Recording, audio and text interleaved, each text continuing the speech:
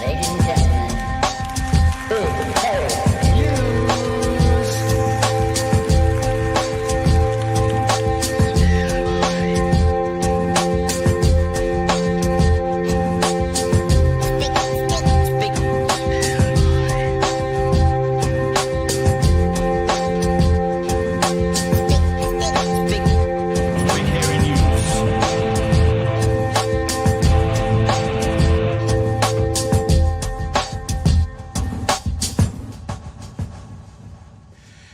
Hey, kia ora koutou whānau. Welcome back to another episode of Big Hairy News. Kia ora, Chewy. How are you, love?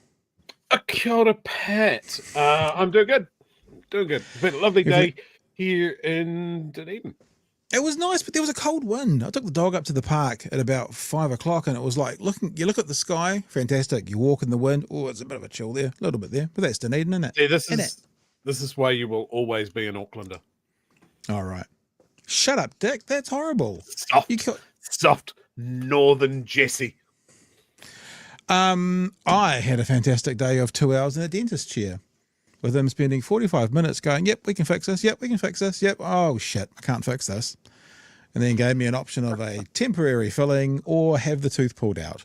And we both decided a temporary filling. So that was my afternoon. And then this evening, I had a little nap, like a granddad did, in my chair, and I feel really awake, and I'll probably be up till 3 in the morning now. So, big day for me. Little old man sleep in a chair is amazing. One of life's true blessings. Falling asleep on something you shouldn't be sleeping on. Here is something for whānau to know, and I know you're all very, very keen, but all of the equipment that we've got has now got the product that we need to print our product onto to then put on hoodies. I spent $1,500 today ordering hoodies and t-shirts, and I'm hoping, because we have to learn this weekend how to operate the machinery we've just bought, that come next week we may have some Nikki No boats for sale. Now, I've done it a bit differently this time because I need to learn how to do it. I've pre-ordered a whole bunch of hoodies and tops. We normally get the orders from you guys first. We do a merch drop and then we order them. So we only order what we need. I've done it the other way around this time just because if it takes me a while to learn the system, we need to have some stocks in place. So fingers crossed that maybe on Monday, we will be selling some hoodies and t-shirts that people can wear to their favorite event that Nicola Willis is speaking at. Because that would be grand. Yeah, so we'll see how that goes, but that's exciting as well. Anyway, speaking of Nicola Willis, Chewy, I see you've trademarked your name. That's good, just in case anyone else decided to use it for like a movie or anything like that. Speaking of Nicola Willis. Hi, Newsroom. It's Chewy from BHN Podcasts. No, they don't use our stuff. They don't use our stuff anymore because we gave them grief about using our stuff and not crediting us. Hi, TV One. Like yeah, they can use our stuff.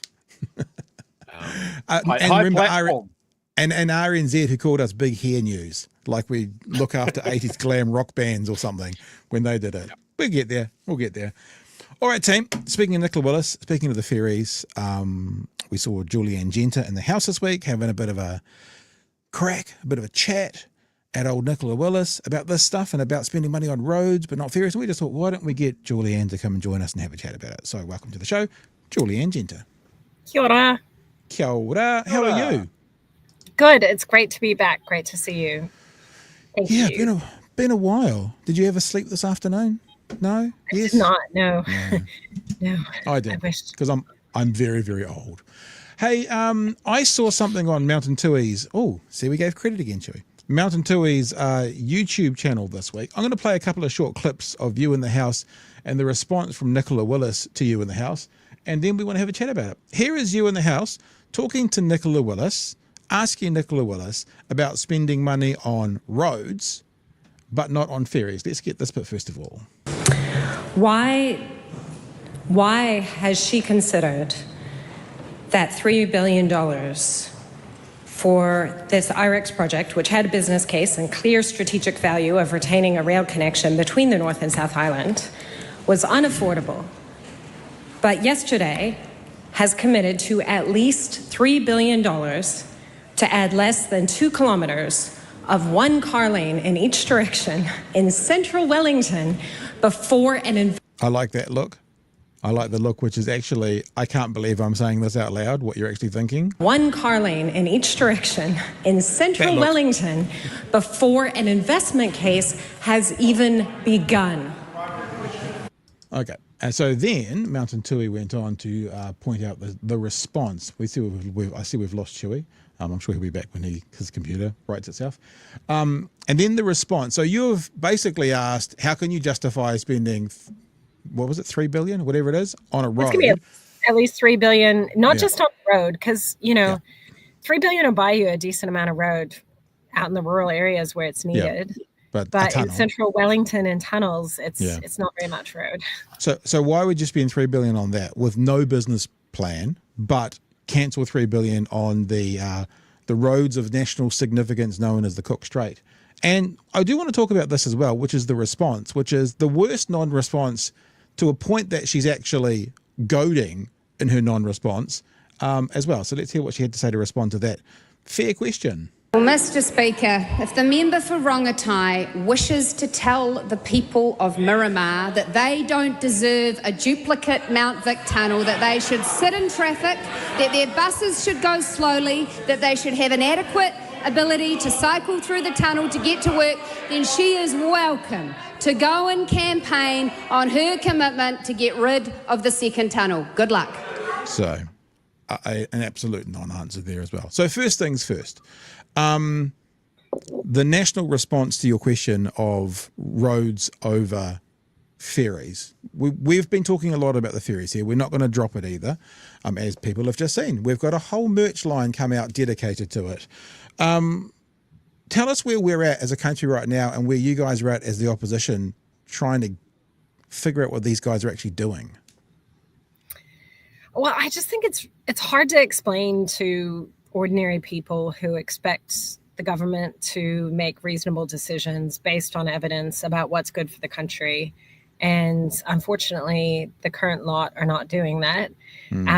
And I just think a lot of people seem surprised by this. They think, well, national, they've been in government before. Yeah, of course, they prioritize slightly different things, but they're not reckless and irresponsible. But they are. The decision to cancel the ferry order was reckless and irresponsible because there was no alternative plan in place. And the order, this was a project that had been looked at for, 5-6 years. It was well down the track. Yes, it needed some more money, but so is every project over the last little while. Like there's highway projects that have blown out to, by at least as much as the portside infrastructure, if not more.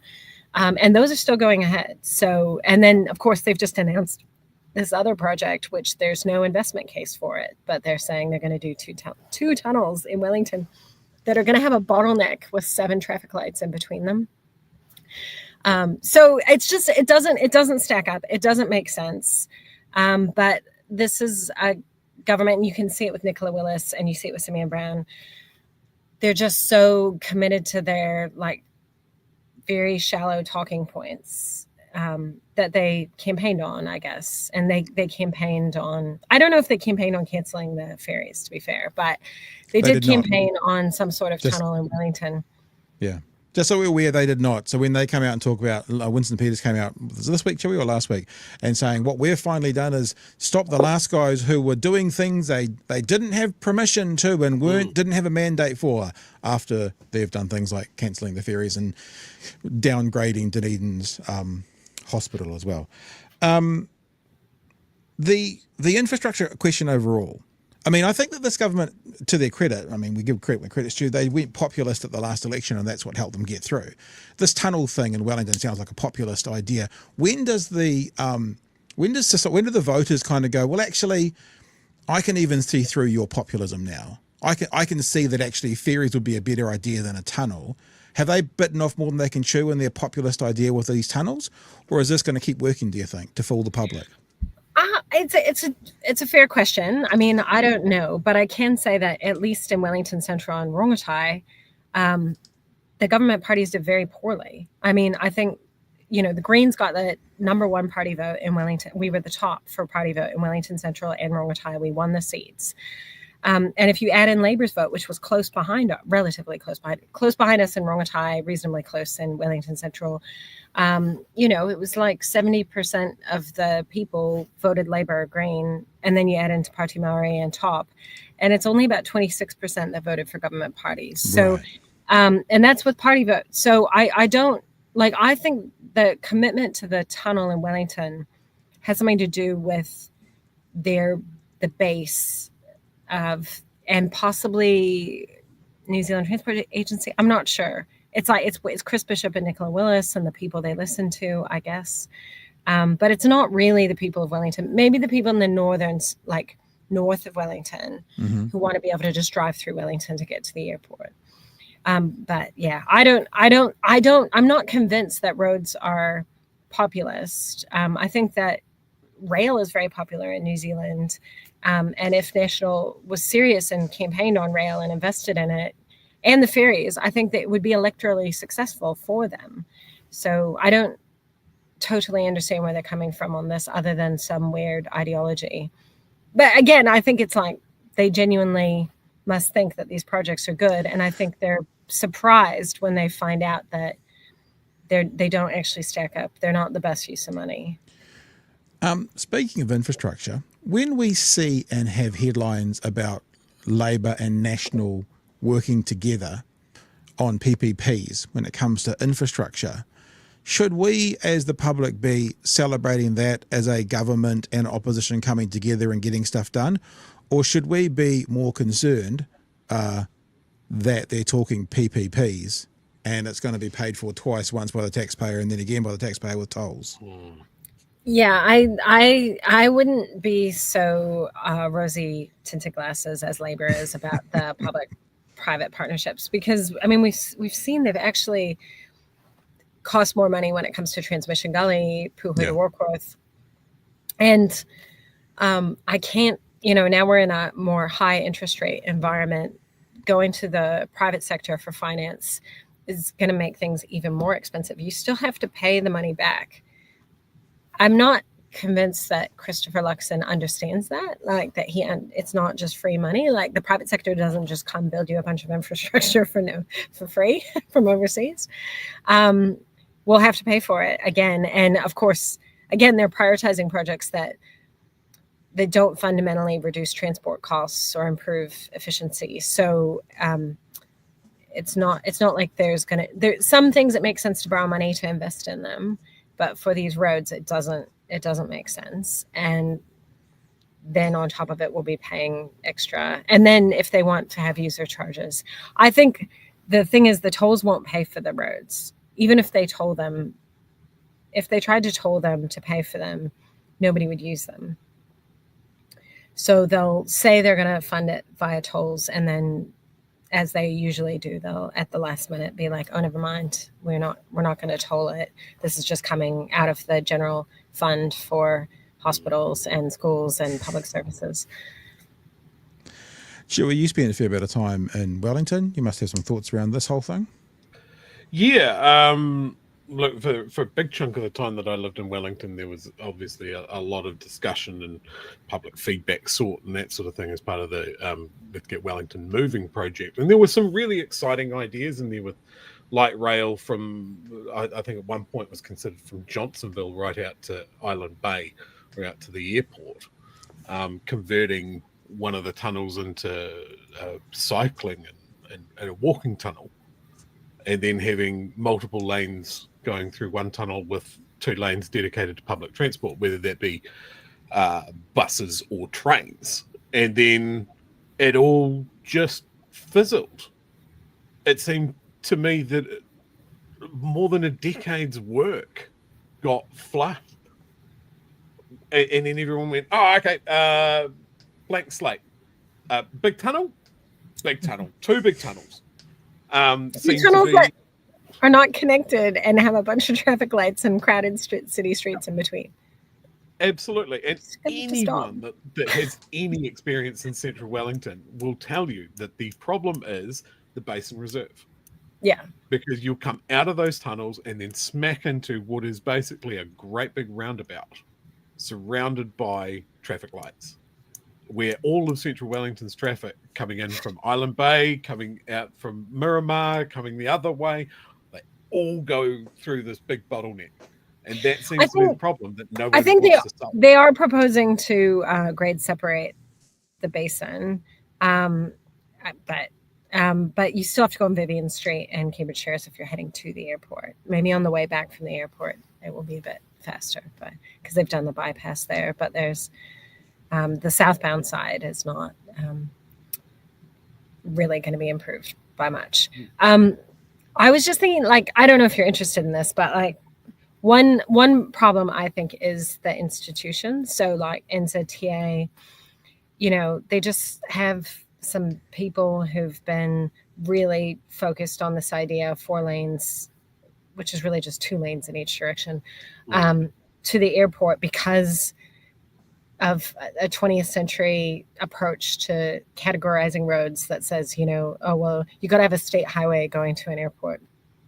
But the funny thing about that is, I mean, there's virtually no heavy freight being moved between the eastern suburbs and central Wellington.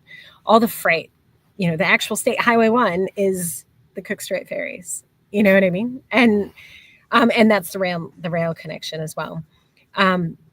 And the people getting on the plane can't take their car with them. So, you know, this idea that you have to drive to the airport is kind of silly.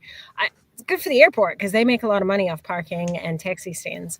But in most cities in the world, they've figured out that mass rapid transit, you know, is the way to move lots of people in and out of an airport, because an airport is kind of like public transport. You know, it's scheduled services with large numbers of people in the same vehicles.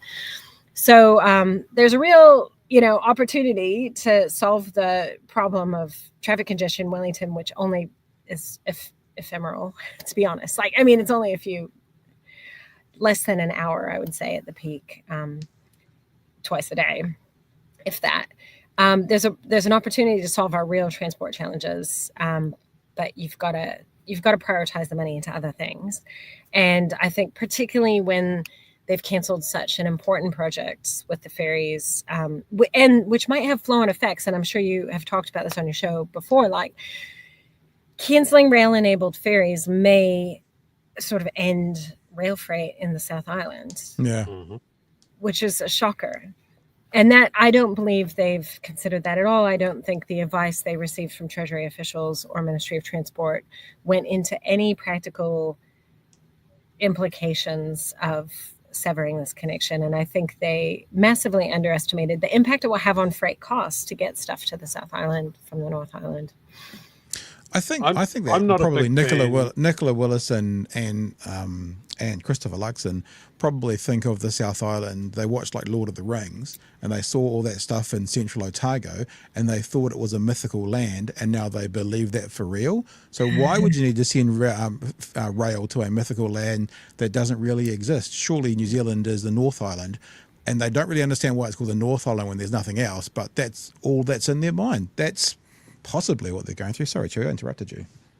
I was just going to say, I'm personally not a fan of any situation that relies on Winston Peters to be a linchpin.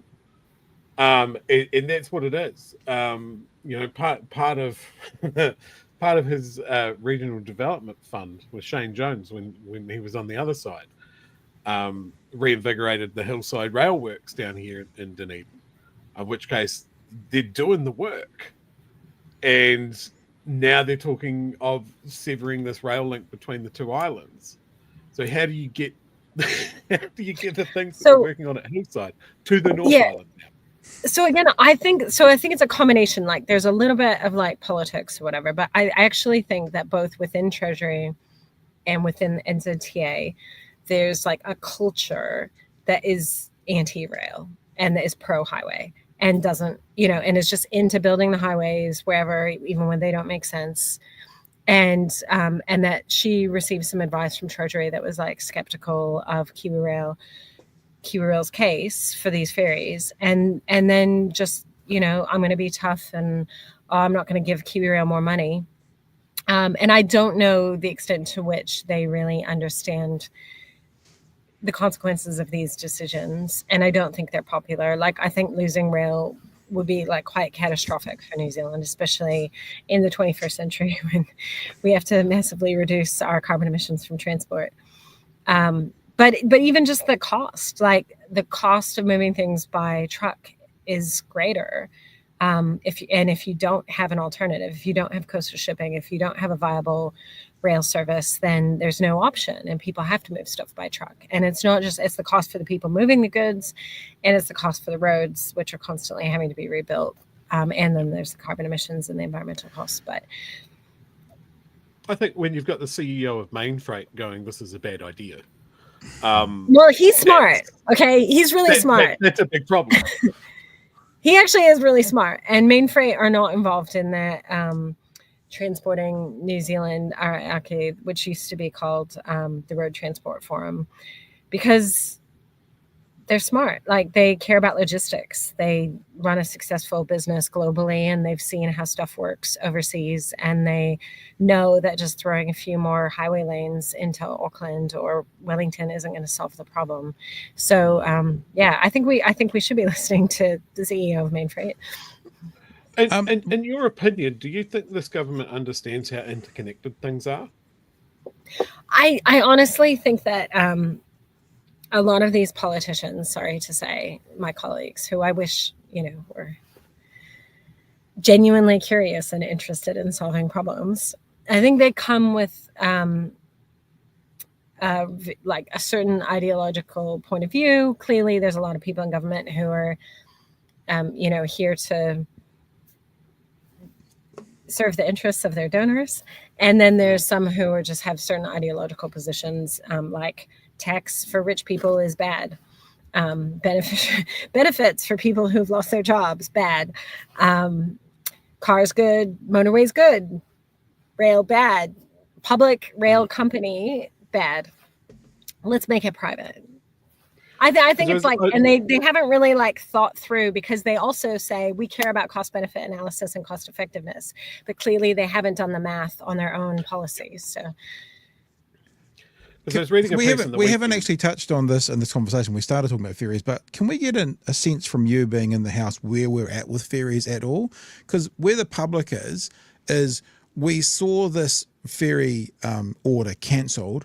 We all went, yeah, that's a lot of money, but it appears that since the cost of construction has gone up, it's still probably quite a good deal, and most of it's on the ports as well. There's a big chunk of it that's on the ports, so it kind of looks like a bad decision. So what are we going to do? And tying that into Nicola Willis's very favourite saying of a reliable second-hand Corolla versus a Ferrari, I'll be pretty prepared to bet almost any amount that they are going to spend more than $3 billion, including the cancellation fees that some people are saying are towards $1 billion. Including those, they're going to spend more than $3 billion and get us a lesser product than we would have had, which means we are actually literally doing the opposite of what she said, which is getting a second-hand Corolla and paying a Ferrari price for it. Where are we at? Where are we at, Julianne? It's secret. They won't tell us anything. And I've asked a lot of questions, and I've OIA'd, and they're just saying, no, you're not going to, you'll know when the decisions have been made. But I think, I do think that the ferry break fees, like the break fees for the contract, would probably be almost as much as just buying the two ferries. No work had been done on alternatives. I think originally they were trying to go to a Chinese ferry company. Of course they were.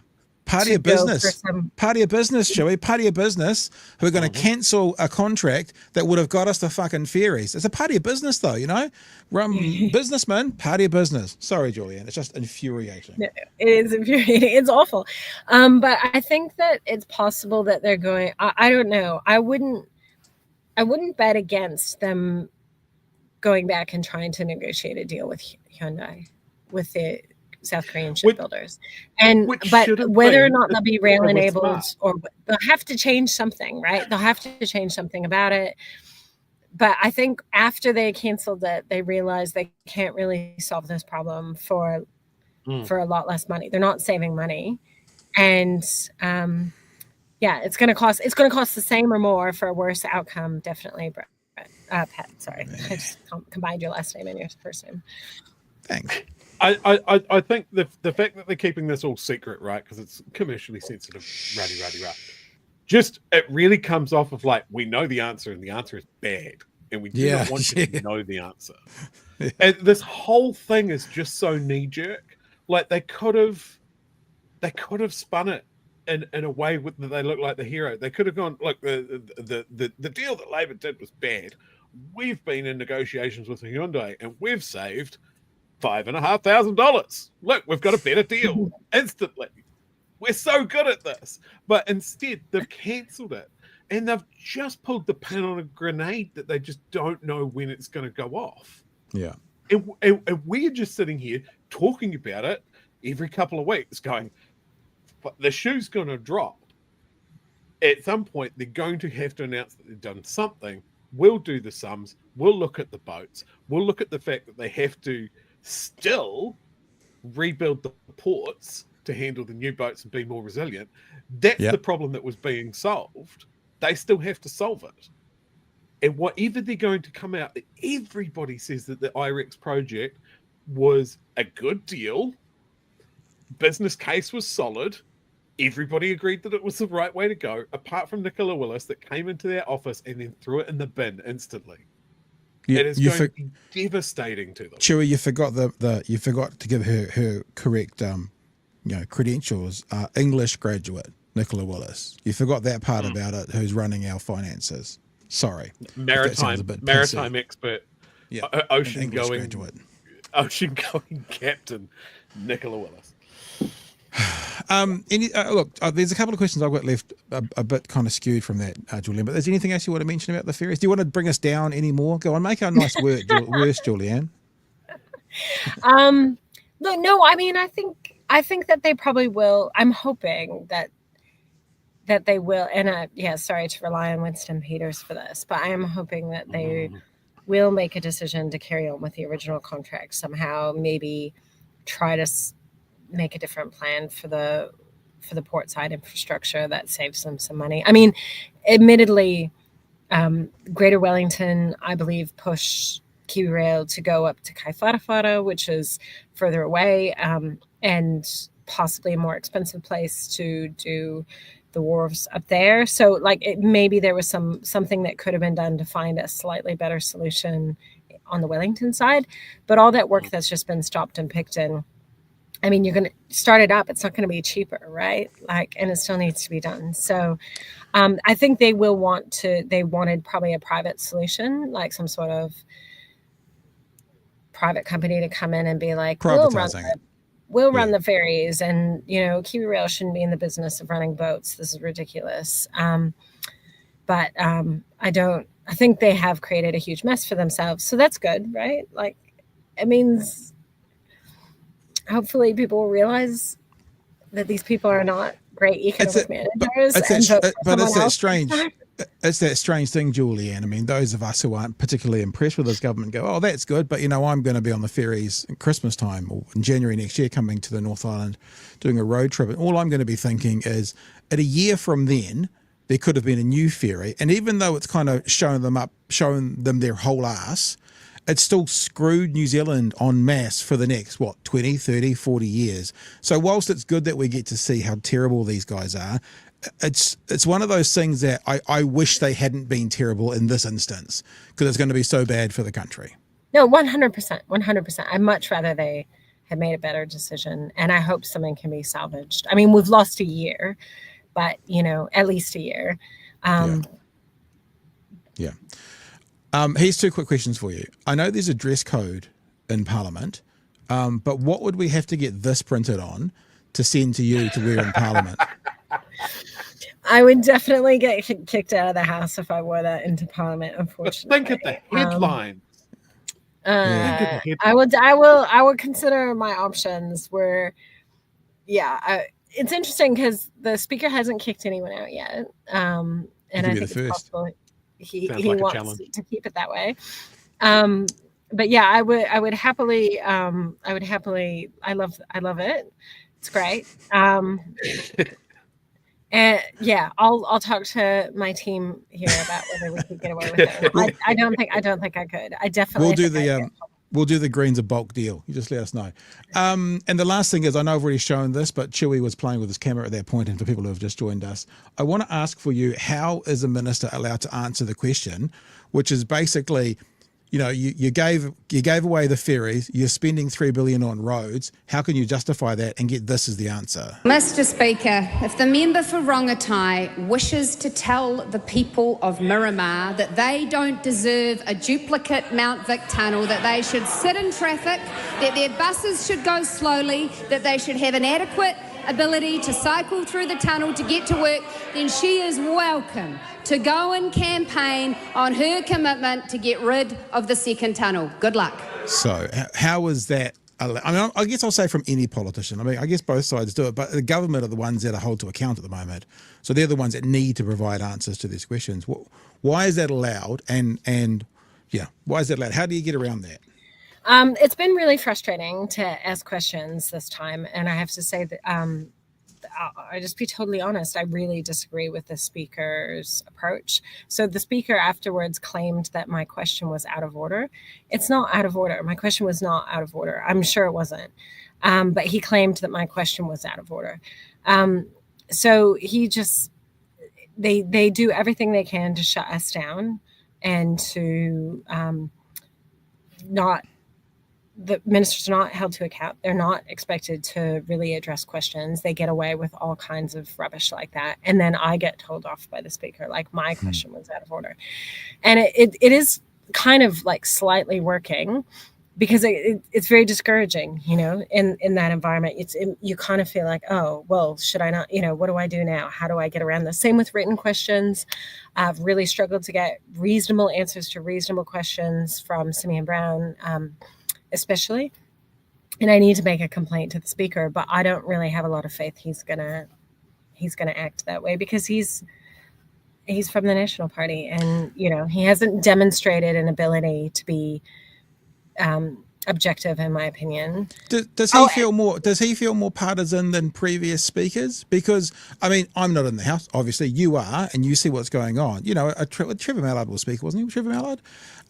Did they feel more even-handed, previous speakers? Because anytime we see Jerry, it's always a highlights package, and he does seem to be very sort of pro the national / more conservative right position. How do you feel about that? Does he feel a bit more partisan than other speakers?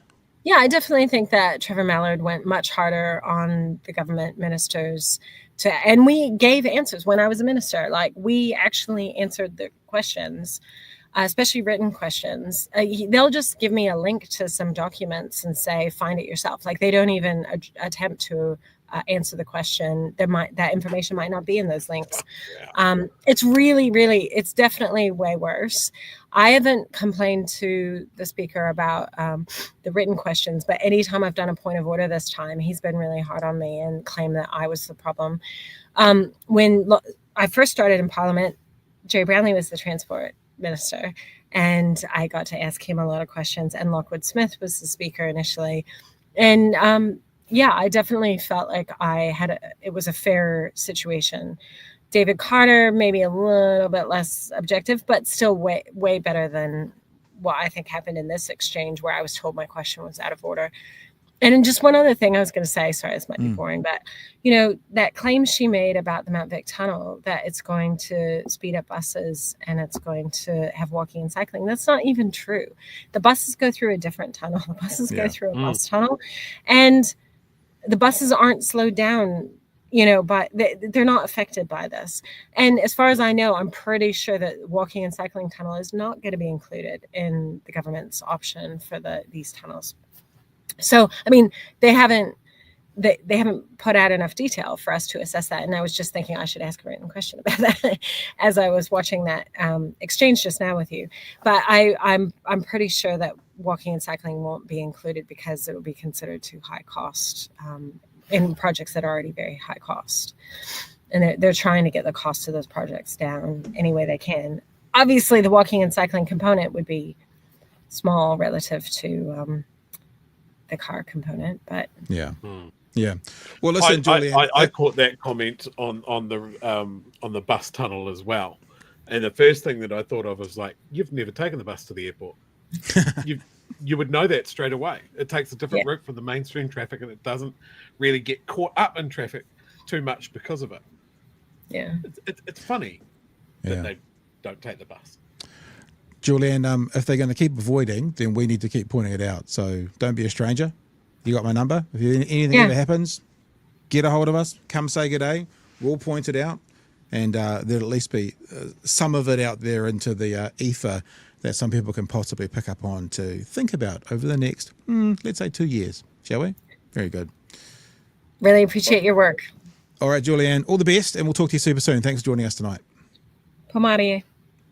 Cheers. Chewie, let's get some of these chats, shall we? I had a look. None of them are direct questions to Julianne, or unless one just came in there. No. Okay. So there are more comments about what we've been doing. Julianne Genter, yes boats, T-shirt when? Yes boats. Nikki, no votes. Julianne Genter, yes boats. It's in the ballot. It says Nikki, no boat, and no hikoi bus tunnel? Yep. Question mark. Hikoi. Jonathan, we need to work on making Nikki no boats and Nikki no votes. Look at you all guys, are very clever, aren't you? You think you're clever using our little lines. And Kookie just says he's late. Thanks, Kookie. It's in the ballot again. Second Mount Vic Tunnel and Second Terrace Tunnel isn't 4 lanes to the plains, but 4 lanes to the next red traffic lights. Minor conspiracy theory. This is why they were so angry at the Wellington City Council for voting against selling its airport shares. A new route would push up the shares. Okay. One here from Kiwi Bird, and this is why I guess the South Island, they think it's a make-believe world, because the dwarves have mines in the South Island. We need the trains so we can ship I'm going to go with mithril. Does it make sense to you too? Yeah. Mithril. Very good. Look, I honestly think Winston might come to our rescue, because we do make good whiskey down here, and the best way to ship whiskey is by train. Other thing about trains as well. I mean, I love a train. I love traveling by train. Trains are fucking cool, man. Why do people not realize this? The thing about it is, I don't know, maybe in an urban centre like Wellington or Auckland or perhaps Christchurch, there's enough population to sustain a public transport system.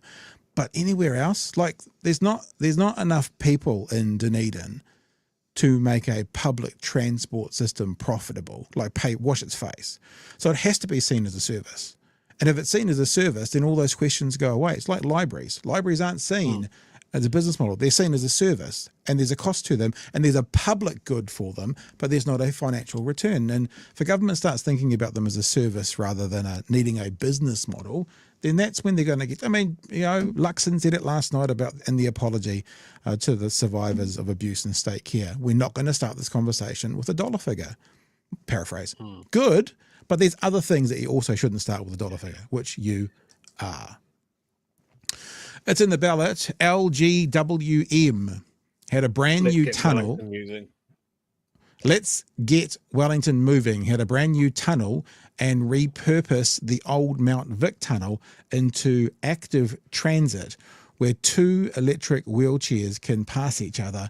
But we are going back to having disabled people being housebound. There's another one. Disabled people being housebound. Yep. National 2026. Like this is the thing. Like when I mentioned, do these guys see that a lot of these issues are interconnected, right? Mm-hmm. So you talked about public transport being a service with a public good. Yeah. Right. What's one of the things that in every city that's looking at its CBD going, oh, it's a little bit tired and we should look at other options, right? What's the thing that people complain about? Where's my fucking parking? Where am I going to park my car? Where am I going to put my Ford Ranger that I never take out of the central city? Where do I put those things when there's bloody cycle lanes and then there's a public transport tunnel that only they get to use and I can't go through there in my Ford Ranger? It's those sort of things. The more people that take public transport, the less people that are trying to park in the CBD, the more chance you're going to have to park your Ford Ranger if you don't want to take a bus or ride a bike. Yeah. Right? It's a benefit to you. every person you see on a bike is one less car for you to fight with. Yeah. Government doesn't see that. They don't see that every ton of freight that comes off a truck and onto a train means less wear and tear on our roads. It's more efficient to move it. When having to import less fuel, that makes us more resilient. To have multimodal transport of people and freight, rather than putting all of our eggs in one basket, There you go. and a basket that needs a shit ton of maintenance. We have more private car ownership. I think only America beats us globally. This is on Ownership of cars. This is on Anne Genter's Twitter page right now. Sort of speaking to what you're saying about what does it take to move 1,000 people? It takes 625 cars. It takes 15 buses. It takes one link trail with 4 cars.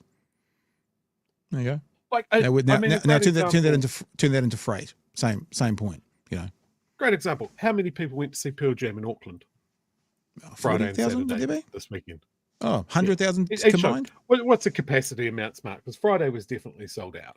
Yeah, 100,000 combined. Yeah, cool. So you have all of those people trying to find parks at the same time in the same area. Good luck. Oh, you all wanted to catch an Uber out there. Welcome to surge pricing. Or, and this is clearly what Auckland knows, is you can move a shit ton of people via train. Yep, it'll be the same this weekend with Coldplay. Coldplay's at Eden Park. That Western line that stops at Kingsland will be jam-packed. Everyone will be parking out at New Lynn and Henderson and those places, park their cars out there, and they'll just be coming in. I remember being on that line actually for when I went to see the rugby, and they would do deals like if you're coming to see Auckland play rugby, you get a free ride on the train. So you get on the train and you show them your rugby tickets, and there's a free ride. And that's what it was like for Pearl Jam, and that's what it's going to be like for Coldplay. I love to bag on Auckland, but I went up, and usually I'd take that Sky bus. It costs like $20 or whatever to get into the CBD. Sky bus doesn't go anymore. So I'm like, oh shit, Uber? Okay, so that's going to be $60 and hopefully don't get stuck in traffic. Rent a car, about the same. Cab, more. We looked at the train, and it's like, oh, okay, we take a short bus to this new station in Manukau. We go all the way into Britomart, and it costs us $8. Easy. Not stuck in traffic. Like, it was perfect. And Wellington kind of has some of that on the wrong side of the city. Yeah, right. Like, you've got the Central Railway Station. You can go out to Upper Hutt, Lower Hutt, Johnsonville, all of that sort of stuff. They've just spent new trains. And then there's nothing. There's no, like, build another rail line that goes along the coast, goes out to the airport, goes through a tunnel, whatever. But it's odd for its omission that there's no rail lines, because there used to be trams. Yeah. Trams used to go to the railway station. Well, that's one of the problems with you know, when you try and fit new infrastructure into an existing city, that's a lot more difficult than planning properly. So what you're saying is they didn't need the rail because they had the trams that were on the streets along with the cars. And it's a tough thing. And also Auckland's a tough one because Auckland is radial. It's not so much now because there's Manukau and there's Waitakere and there's North Shore, kind of their own cities, but still kind of everything happens in the city when it comes to sporting events and that sort of thing. So you come from the outside edges into the centre.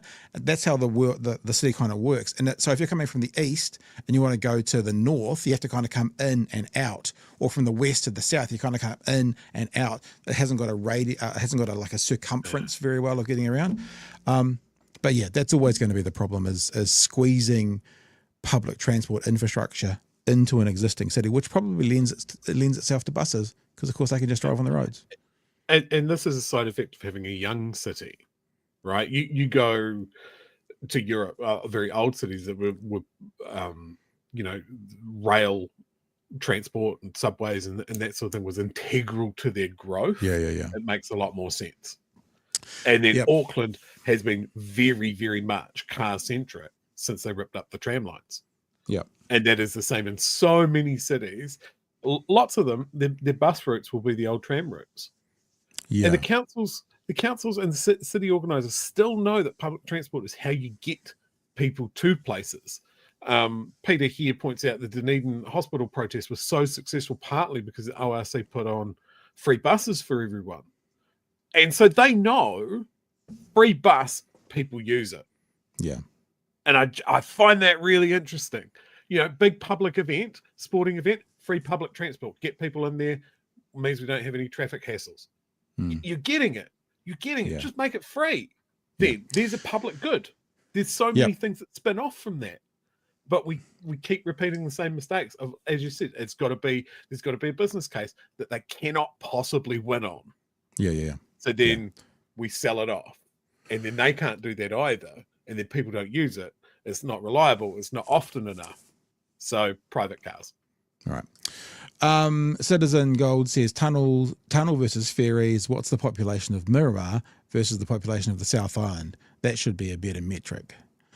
Annalise Hall, sorry Annalise, we didn't get a chance to ask your question in particular because it came right at the end there, but thank you for the super chat, it's very generous. She's so good, another great interview. Ask her if she thinks the New Zealand initiative get told more than the opposition and the public. All right, so the initiative get told more information than the government is telling the opposition and the public. Gotcha.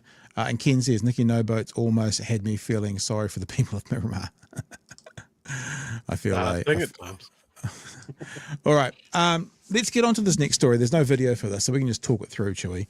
Labour claims cover-up as weekly reporting on benefit numbers has been cancelled. RNZ today, Social Development Minister Louise Upston has directed her officials to stop publishing weekly updates on benefit numbers as the number, coincidentally, Chewy, will have nothing to do with it, but coincidentally, as the number of people on welfare reaches record levels. The Labour Party is calling it a cover-up, but Upston said such regular updates were unnecessary and monthly and quarterly data is a better decision-making tool. Speaking of tools, it probably means she only has to answer those questions once a month, the hard questions. Remember, this government was the saviour of everything. That's what they promised. They were going to fix everything. Record numbers of people on benefits, record numbers of unemployed at the moment. A short statement was recently added to the Ministry of Social Development MSD website without fanfare, noting the income support weekly updates will no longer be published following the 25th October release. Asked by RNZ for an explanation, an MSD spokesperson said Upston would provide answers in Parliament on Wednesday afternoon and directed further questions to her office. We'll leave them to answer. Speaking during Parliament's question time, Upston told MPs the weekly data was very volatile and not accompanied by detailed analysis delivered every month and quarter by the detailed analysis. We want our department's resources to be focused on the analysis that we need to get more people into work, not on unnecessary reporting. We don't have to do that unnecessary reporting, how the numbers are bad under us. What we do want to do is focus on how to get those numbers going in the other direction, no matter how, Chewy. I mean, whether it means we throw people off, whether it means we cut them because they don't fulfill their criteria, whatever it is. So the weekly reporting has stopped and Labour is claiming it's a cover-up. It does seem kind of coincidental, and I do have one other thing from another story to add to this about numbers, but your thoughts firstly, Chewy? National said that they were going to be the most transparent government ever. I think they're doing that, but not in the way that they want it to be seen. This is very transparent. Yeah. Less reporting, less questions, once a quarter, thanks.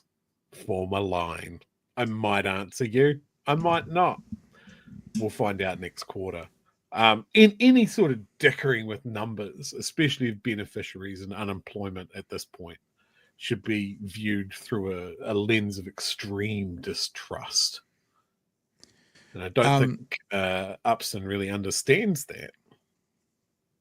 Carmel Cipollone asked the minister, this is from the same report, whether she stopped weekly reporting because it showed a steep increase in job seeker numbers. Upston rejected that number. Can anyone in the chat, before I say, can anyone guess what or who she blamed for the number going up? Can anyone guess? Can anyone guess? It's a tricky one. You probably won't get it. Quote, Kamala. We are dealing with the circumstances we got from the last government. Now, remember, we had Craig Rennie on, and we kind of trust his people blame Labor, blame Labor. I trust him on his analysis, right? And he said, obviously, with inflation coming down, unemployment numbers are going to go up. But his point was, anything over 5% is because of decisions made by this government. He said, yep, it goes up to 4.5. That's true. 5.5 is a choice. They may not actively be saying we want more people unemployed, but based on the choices that this government has made, that has increased unemployment more so than perhaps it would have been. Here's the other thing I want to add in there, Chewie. Remember, this is the government that was going to solve all our problems. Labor bad, all our problems, Labor bad. They don't seem to be doing quite so well with their numbers at the moment. How about this one? The lure of Australia remains strong as Kiwis leave in record numbers. Now, I actually would like to see how this government could blame Labor, who haven't been in for 12 months, right? Blaming Labor as to why people are leaving today. So the people leaving today are looking at the country and the direction it's going under this government. Be fascinating to see how they spin that. These numbers are not looking good for this government. A record number of, what are we listening to? Oh, it's RNG. A record number of New Zealand citizens left the country in the year to September. So it's basically the whole term of national. And about half of them went to Australia, Stats NZC. It has released new data showing the country had a net migration gain of 44,000, sharply down from a provisional peak of 136,300 recorded in the year to October 2023.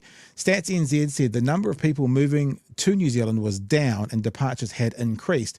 There was a net loss of 54,700 New Zealand citizens, important to remember, New Zealand citizens in the year, driven by 79,700 departures and 25,000 arrivals. Now, I tried to find it today, Chewie, but I'm pretty sure it was John Key standing in, was it Wellington Stadium, looking around going, I remember that. Yep. This many people are leaving New Zealand each year. And I think from memory, it would need to be a bigger stadium. That stadium wouldn't hold the number of people that are leaving. It would have to be Eden Park, which I think holds more part than anyone else, at an All Blacks test match where they have the temporary seats going right down to the sideline. So, National, this was your bag for a long time, and then you did blame Labor at all the people leaving New Zealand. They're now leaving because they do not see a future under you. What's that all about?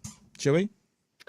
Currently, Stats NZ's website says quarterly unemployment rate is 4.8%, so rapidly approaching that level that Mr. Rennie has said is a callous choice by this government. I would love to know if Stats dial down into the jobs that those people do,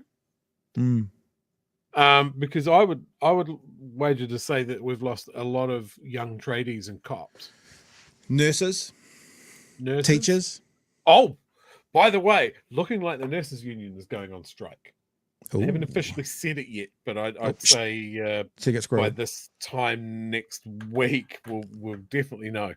Yeah, like I think whenever you see those stats of people leaving the country, yes, we always have a large percentage of people go on an OE, and I don't think that should ever be discouraged. A lot of people will go away, get upskilled, come back, start a family, that sort of thing. But when it's Australia, I don't think they come back as much. Yeah.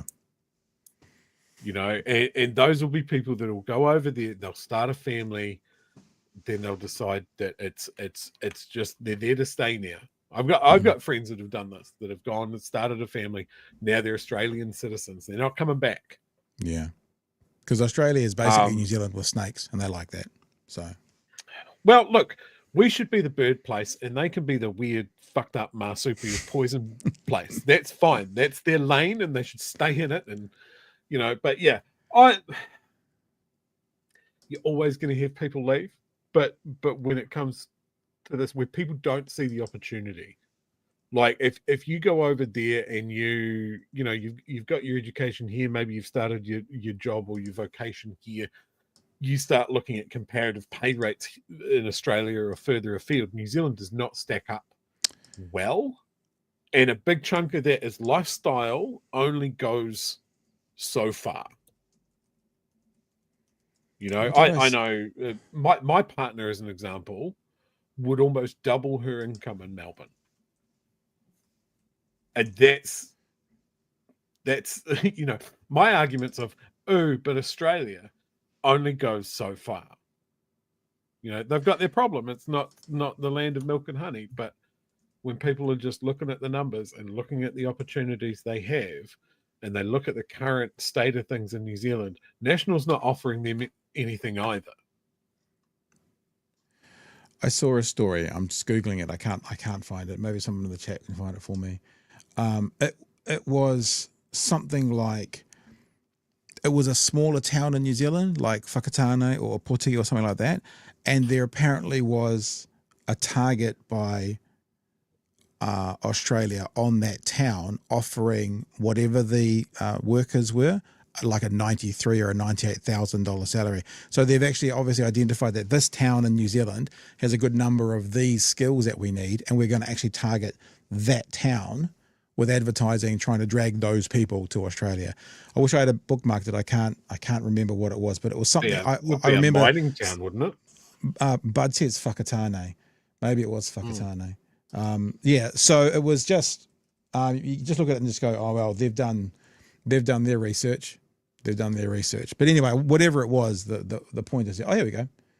Yeah, there's Whakatane. Everybody's confirming that they're looking for cops. Aussie target Whakatane officers with $86,000 salary.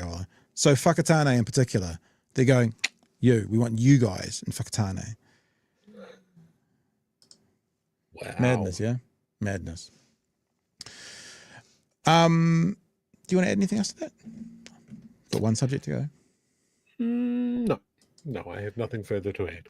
We've had a great week this week of interviews. It's been great, actually, really, really good. And I'll earmark this, and you'll understand why I'm only earmarking it. But Eru Kapakingi, one of the spokespeople, one of the main people within the Hīkoi, is going to try. You appreciate what his time would be like at the moment, but he's going to try and be with us at 9 o'clock tomorrow night. I've been messaging and talking to him today, and we'll confirm tomorrow. The reason, obviously, I'm putting this out there because we want to cover off day 3 of what's been going on, and it was a pretty big day. Bastion Point was mentioned, and and the Auckland Harbour Bridge, just like they did in 1975. Well, I don't know if they did that in 1975 because I think those clip-on lanes were after that, but Harbour Bridge, nonetheless. And hopefully we'll continue this conversation with one of the organisers tomorrow night. But if we don't, that's fine. We appreciate how busy they are, and we'll continue the conversation on anyway. So here's one news story from tonight. On the eve of the first reading of the controversial Treaty Principles Bill, the nationwide hikoi leading to Parliament passed through the country's 2 biggest cities. Huge crowds gathering at Christchurch's Bridge of Remembrance, while in Auckland, police say around 5,000 marchers crossed the harbour bridge on their way to Bastion Point, a location with historic significance after land confiscation led to occupation and mass arrests in the 1970s. And as Māori Affairs correspondent Tianiwa Hurihanganui reports, nearly 50 years later, a new generation is coming together to make their voices heard. It's a sight we haven't seen in 20 years. So the point in that, obviously, is 20 years ago was foreshore and seabed. So the last time this happened was foreshore and seabed, and it happened 30 years before that with the first land march. A harbour bridge takeover covered in red, white and black. The hikoi finally arriving in our biggest city with its biggest crowd yet. How does it feel seeing all these people walking across here today? Just pride, eh? Just pride. Like I almost cried a couple of times just seeing how many people joined on this kaupapa. Why did you come today? Because it's the right thing to do. Simple as that. I walked across this bridge in 1975, and it's the last time I walked across this bridge. How dope is that? Someone who was there in 1975.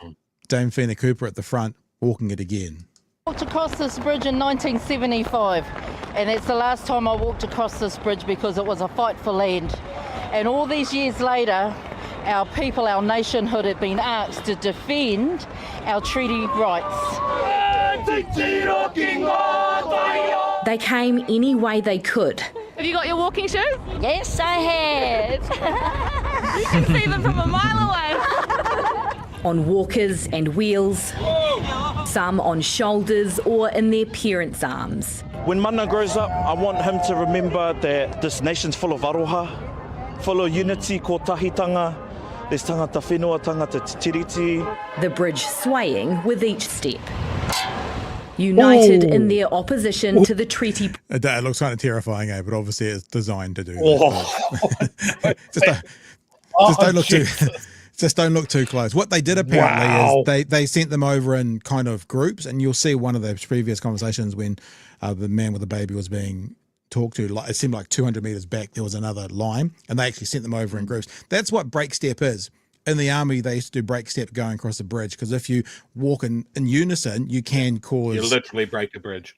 Yeah. So yeah, but those are designed to sway like that. That's because there's all sorts of wind and stuff up there. With each step. United in their opposition to the Treaty Principles Bill. It's crap. It's shit. It wants to renegotiate in a cheeky way without the other partner. Kill this bill, Prime Minister. Oh, they say kill the bill. I say read the bill, because once you see it, ask yourself, what's wrong with the government having the right to govern, the government having an obligation to uphold all people's rights, and all people's rights being equal before the law. We honour our coalition agreements and an MMP environment. You want to step in there?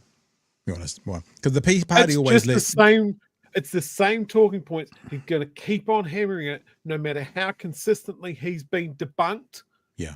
How consistently that has been put to bed, that's not what it's about. And we could go on for 10 minutes about how wrong he is and what he's doing, but we could also just show one message from Rajan as well. Kind of sums it all up. There you go. Yeah. That'll do. There you go. Don't need anything else. Why use many word when few word do?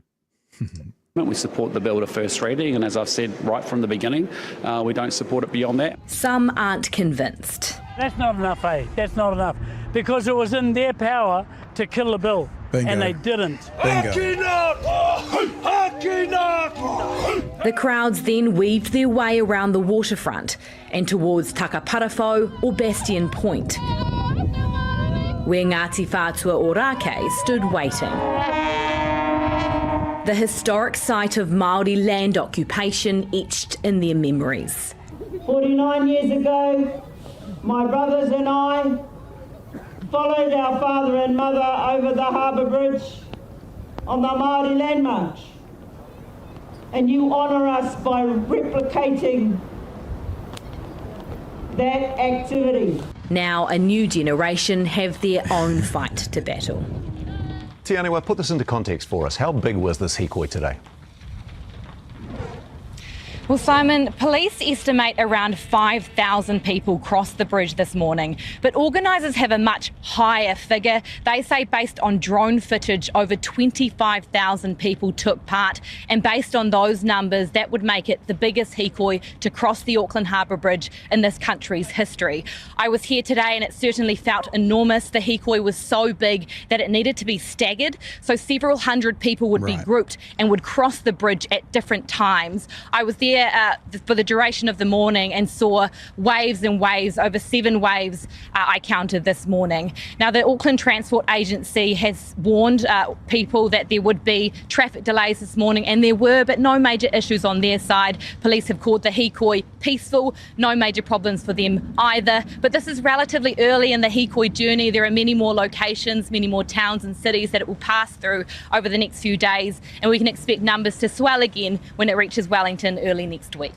And of course that reading is tomorrow, and obviously we will be covering that. Actually, I cut that out. I might just jump back because hang on. I might just jump back because maybe this is the South Island gets representation here for a minute. Let's just have a look. Sorry, I wasn't aware of this end bit.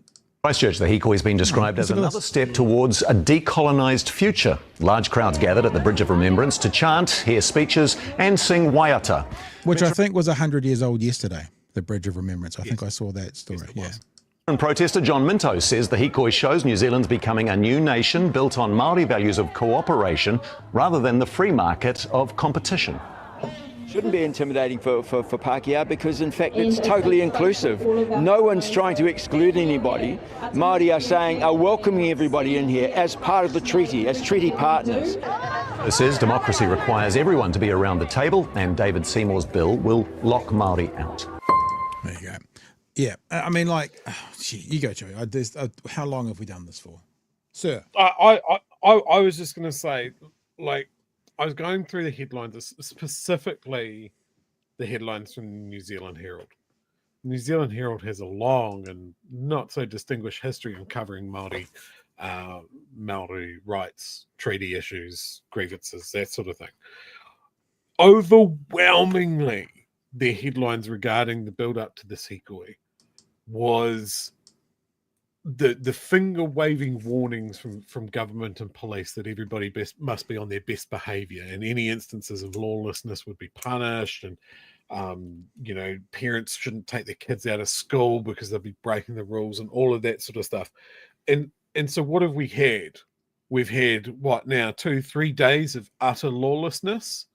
Just the rules are out the window? No. We have had consistent messaging. We have had peaceful expressions of anger, of disappointment, pointing out the unfairness of all of this. And it's just the same thing that Māori have done, unfortunately, every 15 to 20 years. Yeah, interesting that, isn't it? Push again. And I think the overwhelming message, it's been repeated in every stop that I've seen. Every time someone talks about it, it is about the next generation. They talk about the tipuna that have done this before. They talk about the mokopuna that are coming after. We are talking about a new generation of Māori leadership. And more to the point, it's not just Māori. It's that new generation of New Zealanders that understand the relationship that everyone has with Māori and how important the treaty is. And this is why Seymour is shit scared. This is why his Atlas patrons, supporters, are shit scared. And this is something that Luxon does not understand. Every time he says that it's part of, it was an election promise, it was part of the government coalition agreements, all of that sort of thing. What other things got left to the side of this? He said that he knows it's divisive.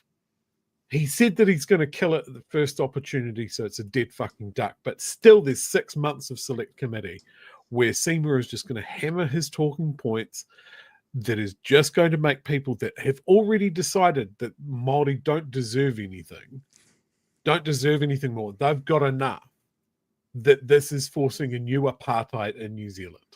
They won't look at the facts. They won't look at the history. They won't listen, but that's what it's going to be. Now, earlier today, I love it when Stuff do this. Stuff put up a poll, a public poll. Do you support or are you against the hikoi?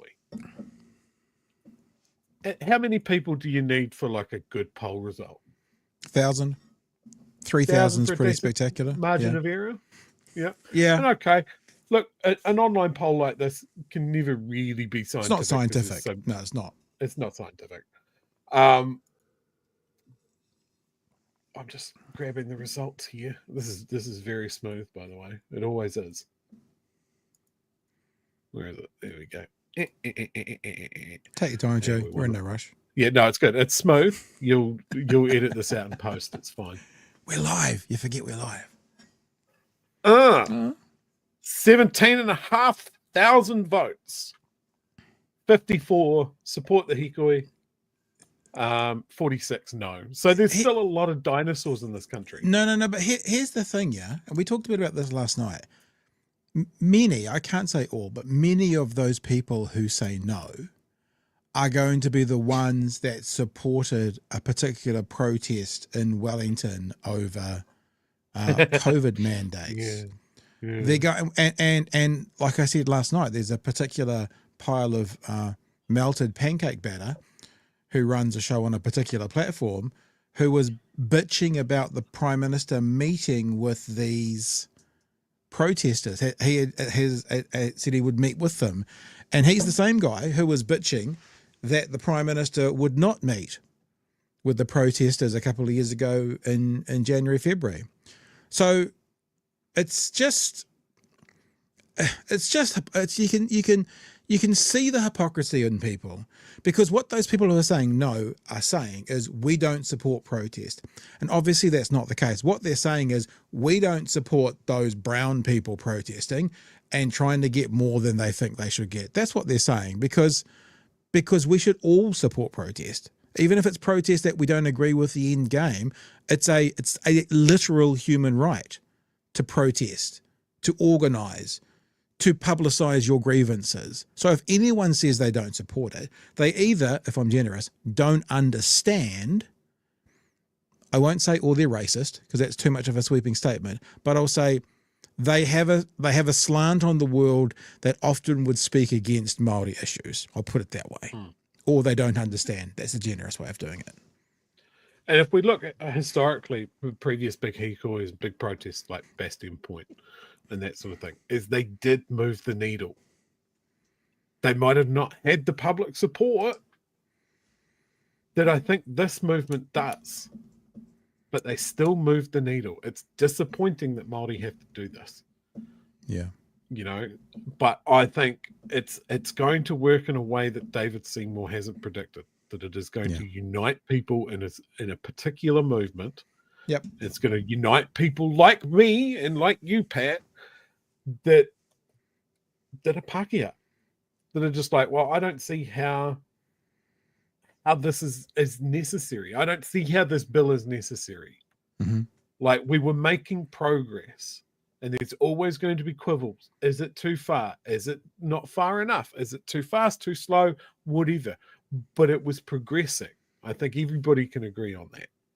Yeah. And then David Seymour has chucked a firecracker in the room and going, yeah, I'm going to shake the foundations a little bit. And people have reacted to defend that.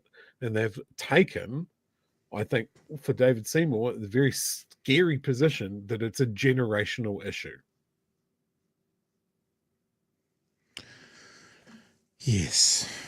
Well, that's pretty much us done so far. I was going to say there was another poll running in the Twitterverse last night.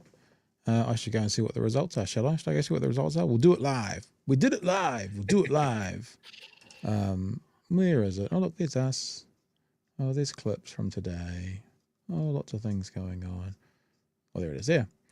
Would you rather have $2.9 billion given to landlords or to survivors of state abuse? 95.3% of people say survivors. 4.7% say landlords. There's another poll that's just rocking around. Hey, let me use this opportunity to say huge thanks to all our patrons. We've talked about the merch that we're hopefully going to start again next week. Fingers crossed, stay with us. You patrons have kept us going for the last couple of months because I was going to say we do have a business model. It sounds weird for us to say that, but we do have a financial model where the merch does actually add a little bit and helps us out. And we have not had it for, I think now 3 months in a row because of the issues that sadly our printer was facing. Which we think we've solved, and we think we're getting back to it next week. So extra special blessings to you, our patrons at the moment, because you have been the group that have helped us, for example, stump up with $1,500 today to buy some blanks, which is shirts and hoodies, and also $300 today to buy stuff that's called printable white, Chewy. And that's the stuff you put in the printer and it prints on it so you can then cut it out and press it on. So $2,000 spent today, we did, as a way to obviously get the word out there through our merch, but also to help support ourselves through you guys supporting us. So huge thanks to our patrons in particular today and for the last 3 weeks. And it'll be the same going over Christmas, because probably for 2 months of Christmas we won't do any merch because we'll be taking a small break and stuff. So thank you. And if you want to be a part of what we do, if you enjoy what we do, if you're liking what we do, if you've just found us recently and go, hey, this isn't really talked about anywhere else like this, and I want to support it. There's lots of ways you can do it. Watching it does it. Subscribing to whatever you're watching us on does it. Sharing our content around does it. And the weekends we always put out, 8 to 10 short form clips, kind of 3 to 7 minutes, and they're on Twitter and on YouTube and stuff as well, sharing those things around. And of course, the other thing is to become a patron. And that's a way you can do it that helps us every single week. Patreon.com/Big Hairy News. Actually, there is one other thing I want to share, but I'll go and find it, Chewy. Another way you can support us. You got anything you want to say? What I go and find? Yeah, I've got a couple of small things. So first of all, yesterday we were talking about the apology to the survivors of state care. Yep. And I think if you remember from that show, I said something about how these survivors have had to bear up under just slight after slight after slight, just little things, well, some bigger than others, of disrespect or ill-considered actions. Would you include into that list the fact that Christopher Luxon left before any of the speeches from the survivors? Yeah. He left the house, didn't hear any of them. Yep. And I think this ties in very clearly to something. He does not understand, I've said this before, he does not understand political capital when it's sitting in front of him. He could have stayed and listened and be seen as empathetic, which is something that people don't see him as being. He could have shown some real leadership, which is, again, is something we don't see from him. And he chose to bugger off and do something else instead. I don't see what could have been more important in that moment to be the leader of a country and sit there and hear what these people had to say face to face. Just another disrespect that these people have had to bear up. What could possibly be more important? I mean, was Australia invading? Donald Trump's on the phone. Oh, well, I'll get back to him. What could be more important than this historical wrong that governments have perpetrated, that you are now sort of the face of because you are the current government, not that it's not on you, but you are the face of? What could be more important than that, than sitting there and hearing some of them, One of the things that people say about Christopher Luxon is he's arrogant, and that shows fucking arrogance. Something else they say about him, too, is he's not very good at this. I've heard that somewhere before. He's I'm not sure where. very good at this. Oh my God, that would be a good T-shirt. The other thing, Emily, if you're watching, just a big egg, little piggy eyes, and then just he's not very good at this with no explanation.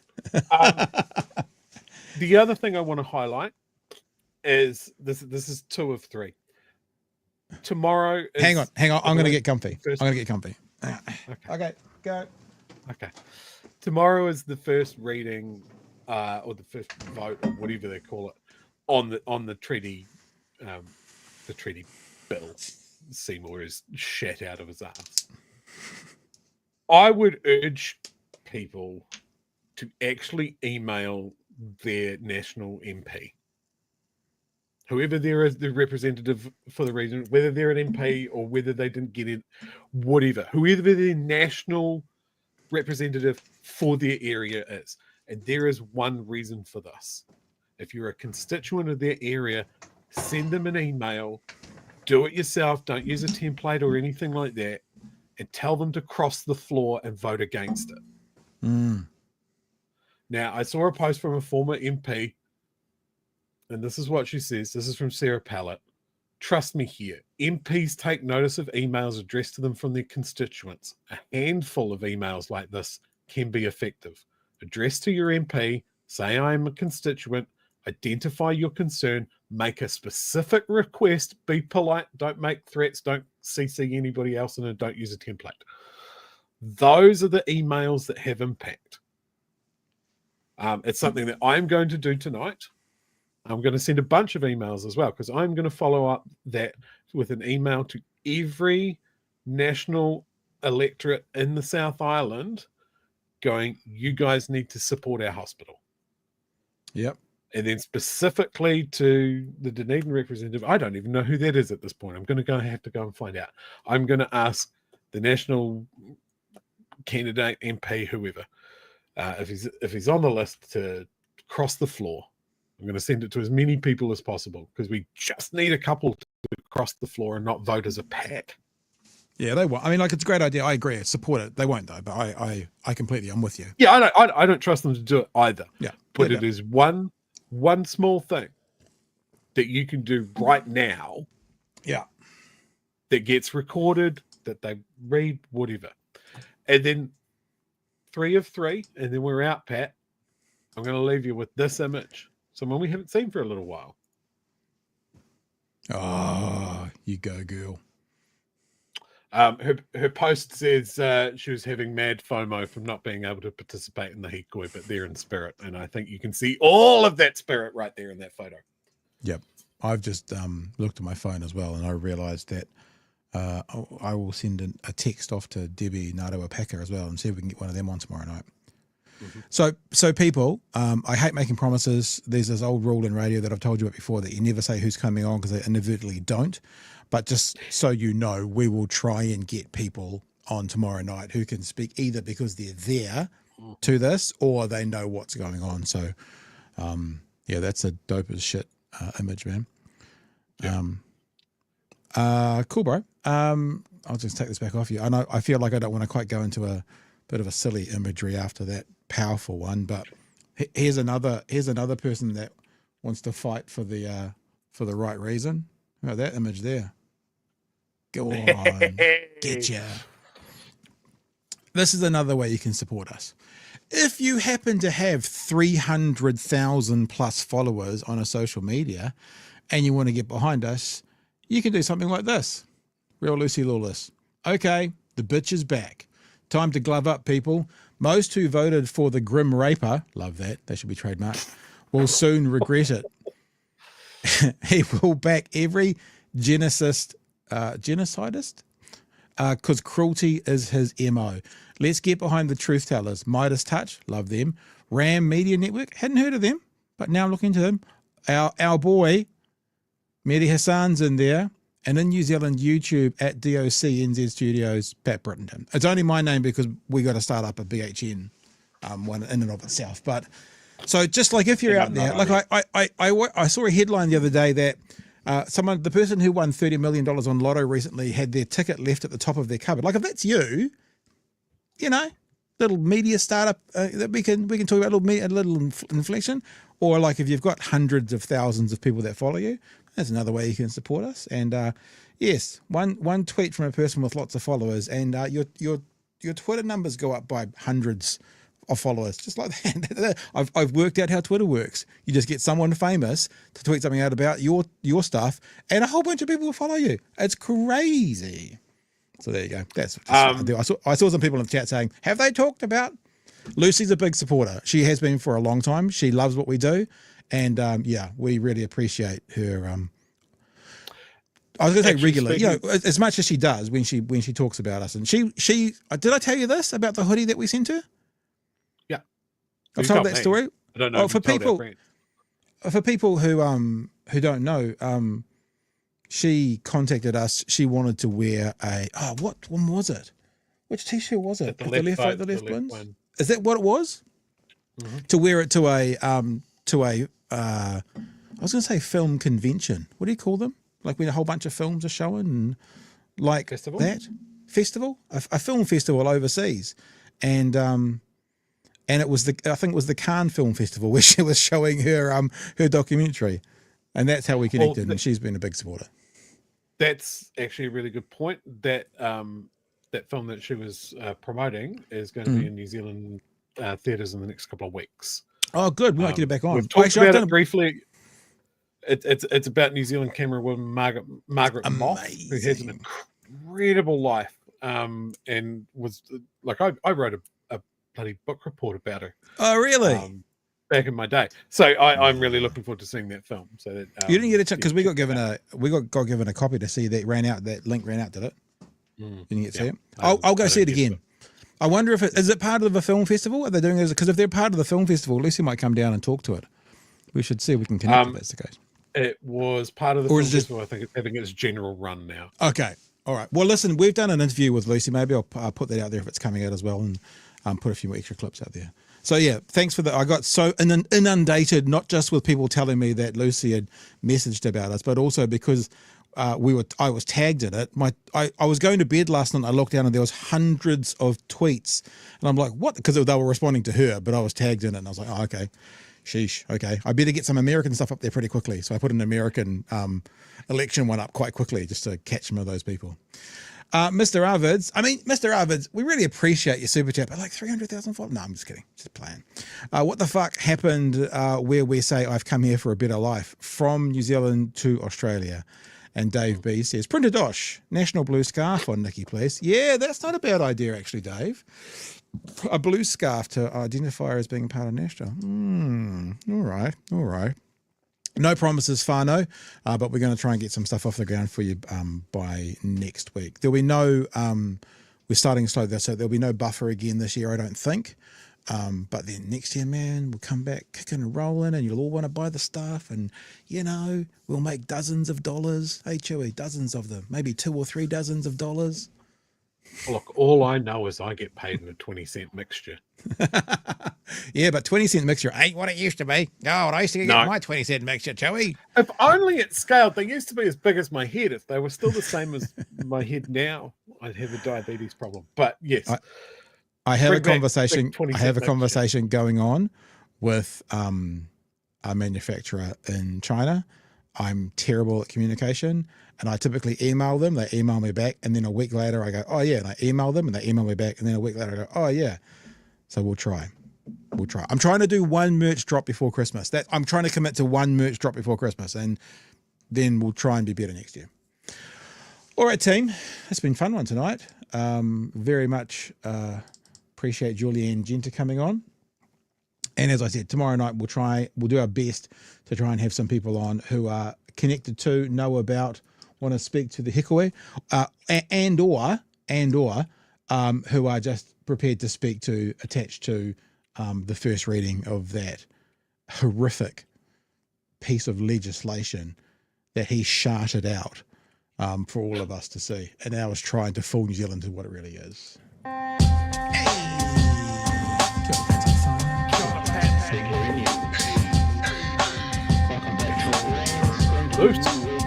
Help us settle a debate, whether it be thoughtful or funny, even if we're all creatures of hate. It's a fine line that we're walking together. For better, push aside the temptation to berate. Let's take a note of the corners we stand in. As many points as the hairs on my chinny chin chin. When the news that we're watching is hairy, knowing all the things that we need to be wary of. Like the rich have the hand out for rewards, while the many have to work at what they can't afford. And the rest of us ain't paying attention, or maybe have questions we're too worried to mention. Other media is still dwelling on trivial facts, vetting peas from the rice and the mice from the rats, and picking and choosing a war path to run, and linking ourselves with the hill to die on. It's gotta come down to a welcoming vibe, with an A and a sub and a higher in mind. All have a lean either this way or that, and will be analyzed by both Chewy and Pat. With the evil in the world trying to mess with your head, and you're sitting on the couch, you're thinking chivalry's dead. Each night, 2 nights, they're gonna sing you to bed. It's Big Hairy News. All right, team. Lovely to see you all tonight. Thanks for being a part of what we do. Appreciate each and every one of you, whether you're watching, whether you're a lurker, whether you're a supporter, whether you're a patron. You're all very valuable to us, and really appreciate you being a part of our family. That's it for me. Joey, anything you want to add? Lucy Lawless is cool. She's cool, eh? She's super cool. Yep. All right, no team. question. All the best. We'll catch you tomorrow night for another edition of Big Hairy News from 9. Hooroo! Cheers, man.